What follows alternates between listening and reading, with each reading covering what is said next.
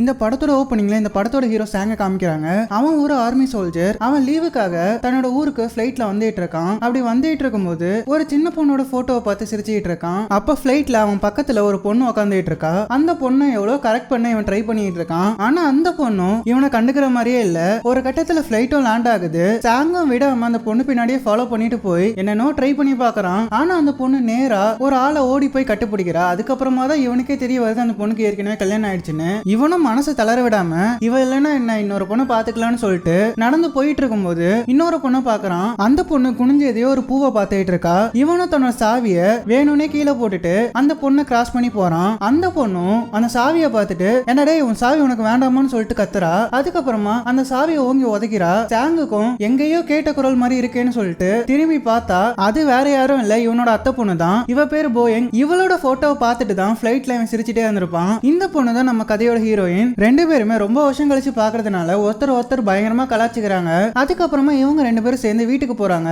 அங்க போனா போயிங்கோட அப்பா அம்மாவும் சாங்கோட அப்பா அம்மாவும் உட்காந்துட்டு இருக்காங்க. இவங்க ரெண்டு பேர் ஃபேமிலியும் நல்லா ஜாலியா சிரிச்சு பேசுறாங்க. அதுக்கப்புறமா இவங்க ரெண்டு பேரும் அவங்களோட தாத்தாவை பார்க்க போறாங்க. அவங்க தாத்தாவும் நான் உங்க ரெண்டு பேர்கிட்ட ஒரு முக்கியமான விஷயம் சொல்லணும், எனக்கும் வயசாகிட்டே போகுது, அதனால உங்க ரெண்டு பேரோட கல்யாணத்தை நான் பார்க்கணும், அதனால நீங்க ரெண்டு பேரும் கல்யாணம் பண்ணிக்கோங்கன்ற மாதிரி சொல்ல இவங்க ரெண்டு பேருக்கு தூக்கி வாரி போடுது. அப்ப போயங்கும் தாத்தா என்ன சொல்றீங்க, எனக்கு 15 வயசு தான் ஆகுது, என்னால கல்யாணம் பண்ணிக்க முடியாது, அதுவும் போய் இவனை கல்யாணம் பண்ணிக்க சொல்றீங்களே, என்னால சுத்தமா முடியாதுன்னு கோச்சுக்கிட்டு அங்க வந்து எஞ்சி போறா. அவ போனதுக்கு அப்புறமா சாங்கும் எனக்கும் இந்த கல்யாணத்துல விருப்பம் இல்ல, இதை பத்தி இனிமே பேசாதீங்கன்னு சொல்லிட்டு அந்த வீட்டை விட்டு வெளியே வரான். அப்போ போயங் ரொம்ப கோவமா இவன்கிட்ட மூஞ்ச திருப்பிட்டு போறா. இவனும் அவனோட ஃப்ரெண்ட்ஸை பார்க்கலாம்னு சொல்லிட்டு அங்கிருந்து போயிடுறான். இதுக்கு அடுத்த சீன்ல போயிங் படிக்கிற ஸ்கூல்ல காமிக்கிறாங்க. அந்த ஸ்கூல்ல ஜங்குன்னு ஒரு பையனை காமிக்கிறாங்க. அந்த பையன் மேல அந்த ஸ்கூல்ல இருக்க எல்லா பொண்ணுங்களுக்குமே ஒரு கண்ணு இருக்கு. நம்ம போயங்கும் அந்த பையனை ஒன் சைடா லவ் பண்ணிட்டு இருக்கா. இதுக்கு அடுத்த சீன்ல சாங்கோட தாத்தா சாங்கோட அப்பாவை கால் பண்ணி டேய் உன் பையன் எதுக்காக கல்யாணத்துக்கு ஒத்துக்கவே மாட்டான், நீ ஏதாச்சும் பண்ணி அவனை கல்யாணத்துக்கு ஒத்துக்கவேன்ற மாதிரி சொல்லிக்கிட்டு இருக்க.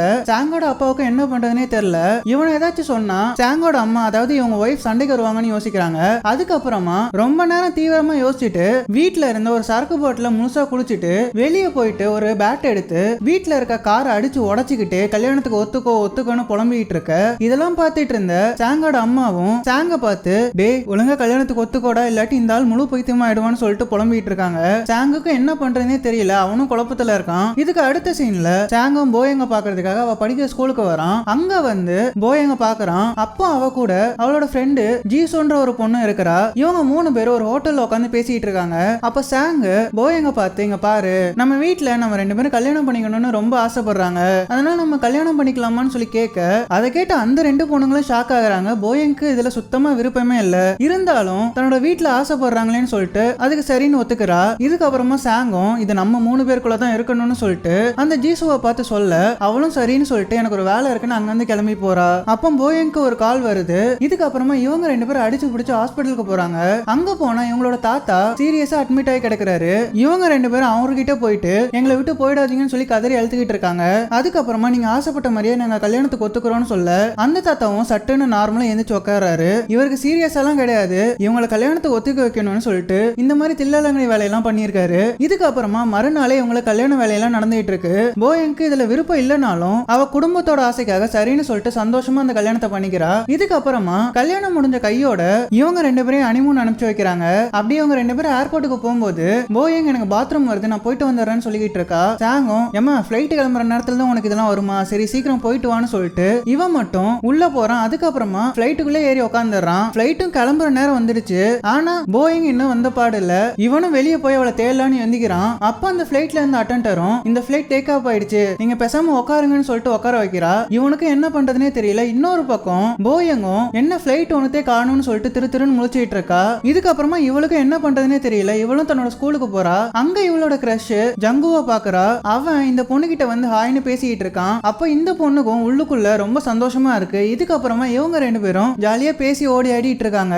அந்த ஜங்குவுக்கு போயங்க ரொம்ப பிடிச்சு போயிடுது. போயங்க்கும் ஏற்கனவே அவனை ரொம்ப பிடிக்கும்ன்றதுனால ரொம்ப சந்தோஷமா இருக்கா. இவளுக்கு கல்யாணம் ஆயிடுச்சுன்றது அவனுக்கு தெரியாது. அவளுக்கும் சின்ன வயசுன்றதுனால கல்யாணம் ஆனதுக்கு அப்புறமா இந்த மாதிரிலாம் பண்ணக்கூடாதுன்னு அவளுக்கும் புரியல. அதுக்கப்புறமா அந்த ஜங்குவும் போயங்கோட கைய பிடிக்கிறான். போயங்கும் பயங்கர சந்தோஷமா இருக்கு. இதுக்கு அடுத்த சீன்ல போயங் என்ன பண்றதுனே தெரியாம ரோட்ல சுத்திட்டு இருக்கா. அந்த சாங் மட்டும் ஃபிளைட் ஏறி போயிட்டானே, நம்ம என்ன பண்றது, பேசாம வீட்டுக்கு போயிடலாமான்னு சொல்லிட்டு வீட்டு வாசல்ல போய் நிக்கிறா. கரெக்டா அந்த நேரம்னு பார்த்து பார்த்து சாங்க வேற ஒரு ஃபிளைட்டை பிடிச்சு நேரா இங்க வந்துடுறான். இவ வீட்டுக்குள்ள போறத பார்த்துட்டு அவ கழுத்தை பிடிச்சி தரன்னு இழுத்துட்டு போயிட்டு இந்த மாதிரி போனா நம்ம மாட்டிப்போம், பேசாம ட்ரெஸ்ஸை மாத்திட்டு போலான்னு சொல்லிட்டு ஹனிமூன் போயிட்டு வந்த மாதிரியே ட்ரெஸ்ஸை மாட்டிட்டு வீட்டுக்குள்ள போறாங்க.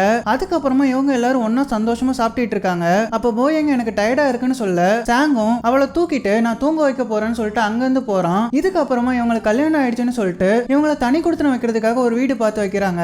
ஆனா அவங்க ஃபேமிலியில இருக்க எல்லாருமே அவங்க கிட்ட இன்னும் 4 வருஷத்துக்கு உங்களுக்குள்ள எந்த சமாச்சாரமும் நடக்க கூடாதுன்னு சொல்லி வைக்கிறாங்க. இதுக்கு அடுத்து அன்னைக்கு நைட்டு போயிங் படிச்சிட்டு இருக்கும் போது அந்த சாங்கும் இவகிட்ட வந்து கொஞ்சம் சில்மிசம் பண்ண பாக்குறான். இதை பார்த்து பயந்து போன போயங்கும் அவ கையில இருந்து பென்சில் எடுத்து அவன் நடு மண்டையில நச்சுன்னு சொருக அவன் மண்டையில இருந்து பொல பொலன்னு ரத்தம் ஊத்துது. அவனும் அழுதுகிட்டே நான் சும்மா விளையாட்டுக்கு தான் பண்ணேன், எதுக்கு இப்படி பண்ணன்னு ஓனும் ஒப்பாரி வச்சுக்கிட்டு இருக்கான். இப்படியே மறுநாள் காலையில விடியுது. அப்ப சாங் போயங்க பார்த்து இங்க பாரு நான் உனக்கு சமைச்செல்லாம் வச்சுட்டேன், இதை பேக் பண்ணி நீ ஸ்கூலுக்கு எடுத்துட்டு போன சொல்ல அவளும் அவனை இந்த பயம் இருக்கட்டும்னு சொல்லிட்டு அங்கிருந்து கிளம்பி போறா. இவ அப்படியே ஸ்கூலுக்கு போனதுக்கு அப்புறமா இவளோட ஃப்ரெண்டு ஜீசுவை பார்த்து நான் உன்கிட்ட ஒரு ரகசியம் சொல்றேன், அது யாருக்கிட்டயுமே சொல்லாத, நானும் அந்த ஜங்குவும் லவ் பண்றோன்ற மாதிரி சொல்ல அந்த பொண்ணுக்கு தூக்கி வாரி போடுது. ஏன்னா அந்த பொண்ணு அந்த பையனை சின்சியரா லவ் பண்ணிட்டு இருக்கா. இந்த சீனை கட் பண்ணா சாங்க காமிக்கிறாங்க. அவன் தன்னோட ஃப்ரெண்ட்ஸ் கூட உட்காந்து ஜாலியா குடிச்சிட்டு இருக்கான். இவனோட பொண்டாட்டி இவளை மதிக்கவே மாட்டா. ஆனா இவன் தன்னோட ஃப்ரெண்ட்ஸ் எல்லார்ட்டையுமே என்னோட பொண்டாட்டிக்கு நானா ரொம்ப பயம், நான் வான்னு சொன்னா வருவா, போன்னு சொன்னா போவான்னு சொல்லிட்டு ரொம்ப பெருமையா சொல்லிட்டு இருக்கான். அதுக்கப்புறமா போயங்கே கால் பண்ணி என்னோட ஃப்ரெண்ட்ஸ் கூட நான் ஜாலியா சரக்கு அடிச்சுட்டு இருக்கேன், நீ எங்க வான்னு சொல்லி அவளை கூப்பிடுறான். இப்படியே இவங்க எல்லாரும் ஜாலியா சரக்கு அடிச்சுட்டு கார்ல வீட்டுக்கு போறாங்க. இதுக்கு அடுத்த சீன்ல ஸ்கூல்ல ஒரு 3 ரவுடி பொண்ணுங்க இருப்பாங்க. அவங்க போயங்க தனியா கூப்பிட்டு வந்து எவ்வளவு தைரியம் இருந்தா நீ ஜங்குவே லவ் பண்ணுவ, ஒழுங்கு மரியாதையா அவனை விட்டு விலகி இருன்னு மிரட்டிட்டு இருக்க. கரெக்டா அந்த இடத்துக்கு ஜங்கு வந்துடுறான். உங்களுக்கு என்னதான் பிரச்சனை, நானும் இவ்வளவு லவ் பண்றோம், இனிமே இவளை டிஸ்டர்ப் பண்ற வேலை வச்சுக்காதீங்கன்னு சொல்ல அந்த 3 பொண்ணுங்களும் அழுதுகிட்டு அங்க வந்து ஓடி போறாங்க. இதுக்கப்புறமா இவங்க 2 பேரும் மனசு விட்டு பேசிக்கிட்டு இருக்காங்க.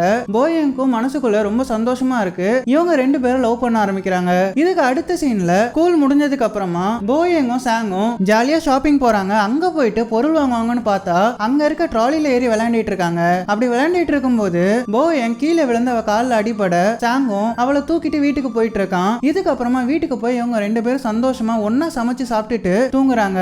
இதுக்கு அடுத்த சீன்ல ஜங்குவை காமிக்கிறாங்க. அவனுக்கு ஏதோ ஒரு மேட்ச் இருக்கு, அவனும் ஒரு ஸ்டேடியம்ல அதை விளையாண்டிட்டு இருக்கான். அந்த இடத்துல தான் போயங்க இருந்து அவனை பயங்கரமா உற்சாகப்படுத்திட்டு இருக்கா. இதையெல்லாம் டிவில டெலிகாஸ்டும் பண்ணிட்டு இருக்காங்க. சாங்க வீட்டுல உட்காந்து அந்த மேட்சை பாக்குறான். அங்க போயங்க இருக்கிறதையும் பாக்குறான். இவ எதுக்காக இவனுக்காக இப்படி கத்திட்டு இருக்கான்னு யோசிச்சுட்டு இருக்கான். அதுக்கப்புறமா அவளோட ரூமை போய் செக் பண்ணி பார்த்தா போயங்கும் அந்த பையனும் இருக்கிற போட்டோஸ் எல்லாம் இருக்கு. இதை பார்த்தவனே இவனுக்கு விஷயம் புரிஞ்சிடுது. இவனும் மனசு உடைஞ்சு உட்காடுறான். அப்போ போயங்கும் வீட்டுக்கு வரா. அவளை பார்த்து நீ எங்க போனன்னு கேட்க அவளும் நான் என்னோட ஃப்ரெண்டை பார்க்க போனேன்னு சொல்லிட்டு உள்ள போறா. இவனுக்கும் உண்மை என்னன்னு தெரியும், ஆனாலும் இவன் எதுவும் பெருசா கேட்கல.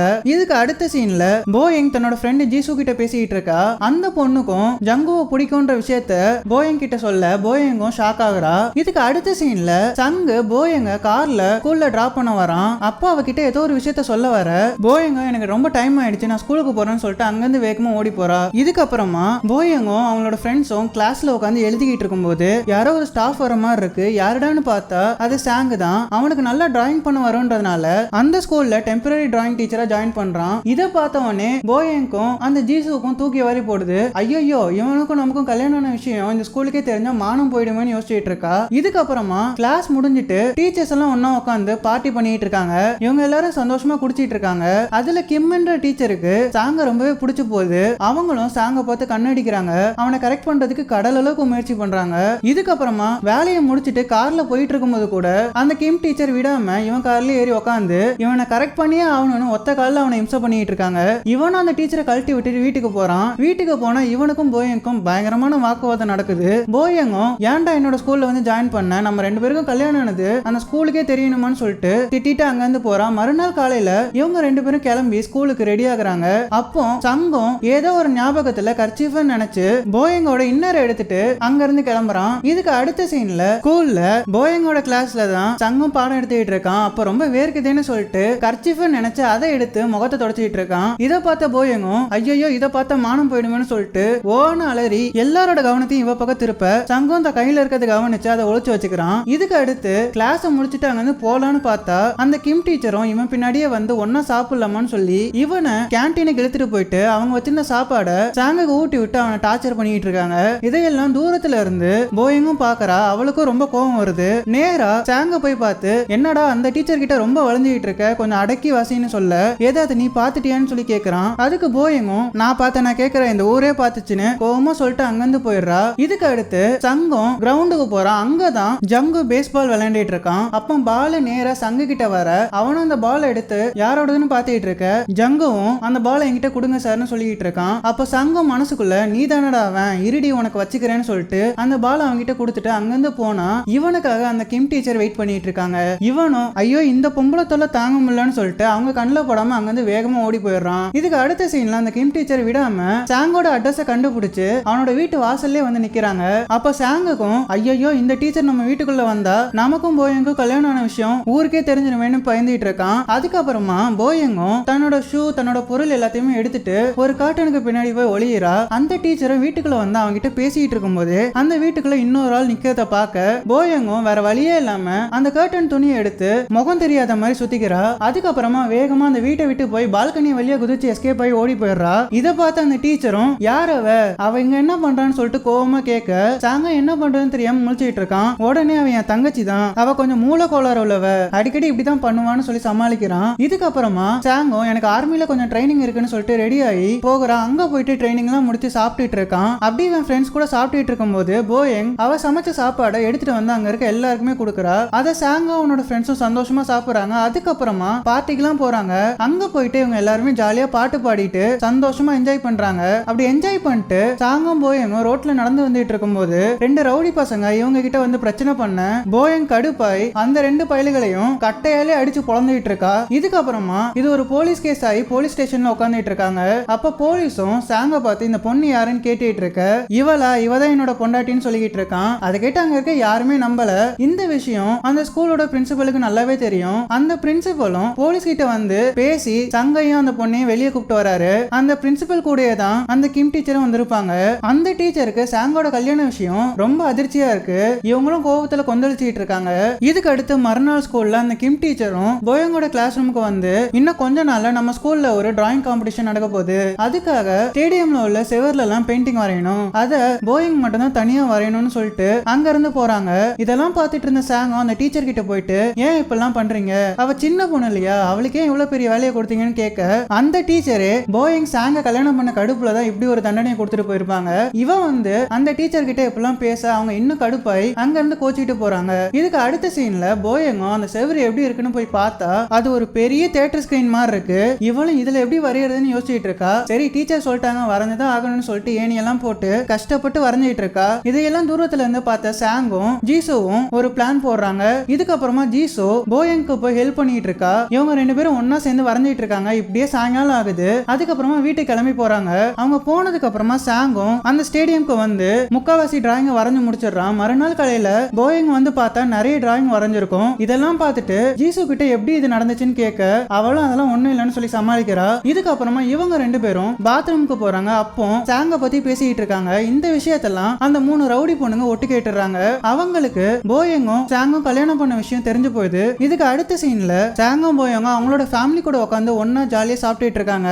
அப்போ போயங்கோட தம்பி நான் உங்களுக்கு எல்லாம் ஒரு வீடியோ போட்டு காமிக்கவான்னு சொல்லிட்டு போயங்கும் அந்த ஜங்கவும் ஜாலியா பேசி சிரிச்சிட்டு இருந்த வீடியோவை போட்டு காமிக்கிறான். இவங்க ரெண்டு பேரும் ஜாலியா ஸ்கூல்ல பேசிட்டு இருந்ததை இவளோட தம்பி வீடியோ எடுத்து வீட்டுல எல்லாருக்கும் போட்டு காமிச்சிடறான். அதை பார்த்து அவங்க எல்லாருமே ஷாக் ஆகுறாங்க.